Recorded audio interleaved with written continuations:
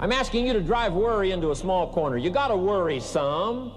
All this negative stuff serves some purpose, but the key is for you to be the master, not the servant. If it's 2 o'clock in the morning and your daughter's not home yet, best you worry. In New York City, if you step off the curb and one of those yellow taxis is coming, best you worry. But here's what I'm asking you to do. You be the master of worry. Drive it into a small corner. Don't let it loose. And I'm asking you to go home with some new faith and some new courage. I'm asking you, don't worry. Drive it into a small corner. We've all got concerns, and sometimes we all wonder, and sometimes there's a little crack of doubt. We worry a little, but I'm telling you, drive it into a small corner. Drive your worries into a small corner. Enemies of the mind you got to do battle with in the summer. One is pessimism, that tries to get you only to see the negative side. Of course, there's the negative side. Life is part negative. What else is new? If the glass is half empty, it is half empty. You say, well, I've been only taught to see that it's half full. Well, sure, it's half full. But it's also half empty. I mean, can't you handle that? I mean, you know, that's not too difficult. But here's what pessimism would try to get you to do. Believe that it's only half empty. And when pessimism comes to your mind, you've got to educate pessimism, because pessimism is stupid. Pessimism tries to get you to believe that it's only half empty. You got to say, pessimism, you've never been to school. Too dumb and stupid to know. Of course it's half empty, but it's not only half empty. It's also half full. I'm asking you to be in charge. Be in charge of your own mind. Be in charge of your own destiny. Do battle with your enemy in the summertime. You got to learn to love like a mother. Hate like a father. Give life like a mother. Nourish. Take life like a father. Father says to whatever threatens his family, take 2 or 3 more steps toward this family and threaten them, you'll cease to exist. Do battle with your enemies. Now, it's also possible to love like a father and hate like a mother. I'm not saying that isn't possible. Nothing more dangerous than an angry mother. I saw an article in a magazine a little bit ago up in Canada. It showed a man with some claw marks on his back, had his shirt off, big teeth marks in his neck.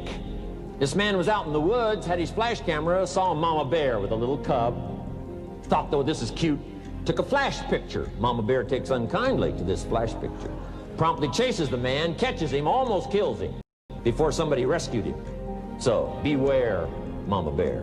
Love like a father, hate like a mother, give life like a mother, take life like a father, however you want to arrange it, just so you nourish your values, nourish your family, nourish what's valuable for you, nourish your organization, nourish your customers, take care of your responsibilities, feed, nourish. But then I'm also asking you to do battle with your enemies. Take sword to your enemies. Whatever's going to destroy those values, take sword to it. If it's worry, take sword to it. If it's threat, threaten back. You got to be like your bloodstream. Good illustration. Red corpuscles to nourish like a mother. White corpuscles to fight and kill like a father. You got to do some negative thinking, can't just think positive. Thank God for white corpuscles that think negative all day. White corpuscles say, just show me some infection, I'll kill it. Whatever threatens this body and its future gets threatened. Whatever's not to kill this body gets killed. I'm asking you, take sword to your enemies, whether they're on the outside or whether they're on the inside. Protect your family, protect your future, protect your values. Love, nourish, but also do battle with whatever's out there to do battle with you. Take your harvest and all that comes your way with full responsibility. Don't complain. Complaining, I'm telling you, could ruin all of your chances. Complaining sometimes starts as an infection. If you don't take care of it, it becomes a disease. Do battle with it. In the harvest time, reap your harvest without complaint. It's your crop, you sowed it. You either made the calls or didn't make the calls. You wrote the letters, you didn't write the letters. You were steady or you weren't steady. You did it or you didn't do it. You put together a good day or you didn't put together a good day. Take responsibility when the harvest time finally comes and say, hey, it's my crop. Got to take responsibility for it. I do not complain. And then here's the next one. Do not apologize if you've done well. Next, under getting better, I just want to make this list of 4 words. 1 is absorb. Develop the skill and the ability to absorb everything. Be like a sponge like you've been today. Absorb everything you can. Absorb the sights and the sounds and the color. Guess what you're going to want to do? Go back home and invest this experience into other people's lives. And you can't invest it if you haven't got it. So I'm asking you to appreciate the color. I'm asking you to appreciate the auditorium. I'm asking you to appreciate what's going on here. I'm asking you to appreciate each other. Soak this all up. Soak it all up. It's called absorb, absorb, absorb. Then when you get back home, you can give out, give out, give out. And you'll have an extraordinary effect on the people that you reach out and touch. Here's the next one. Develop the ability to respond. Now I'm asking you, however, not only to be touched. Don't just be touched with the challenge. I'm asking you to be touched with the problem. Let people's problems get to you. Let people's problems touch your heart this year like never before. Be touched. Let life touch you. Don't let it kill you, but let it touch you.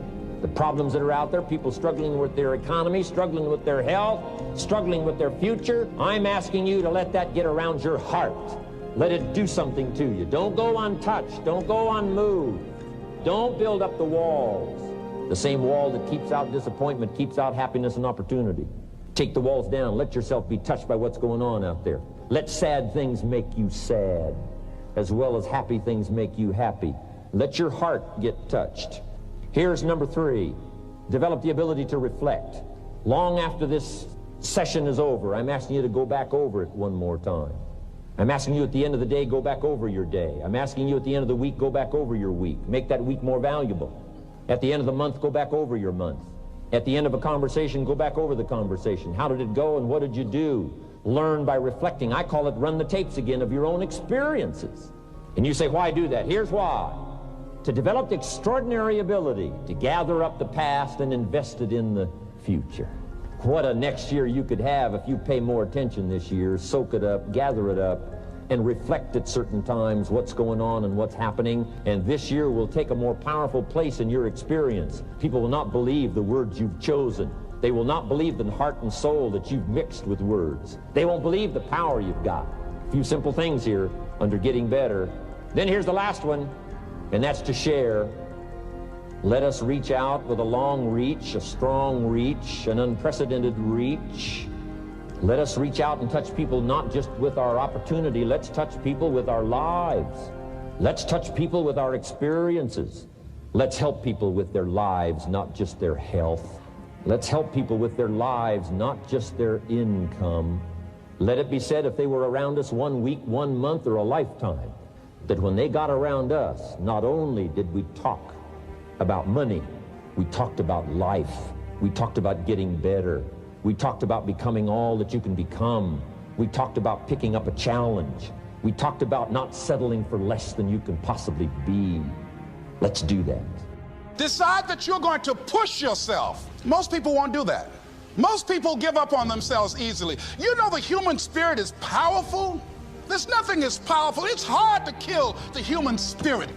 That when you have a made-up mind, when you decide that you want to do something, I was reading something the other day, he said the power to hold on in spite of everything, the power to endure, this is the winner's quality. The hunger, the ability to face defeat again and again without giving up. This is a winner's quality. You have that quality within you. When you're hungry, you don't care about the facts. You don't care about the odds. There's greatness in you. And you've got to learn how to tune out the critics outside and the critic inside. And since I'm going to do this, I'm going to harness my will. And I'm not going to let anything stop me. I deserve this. I'm going to do it until.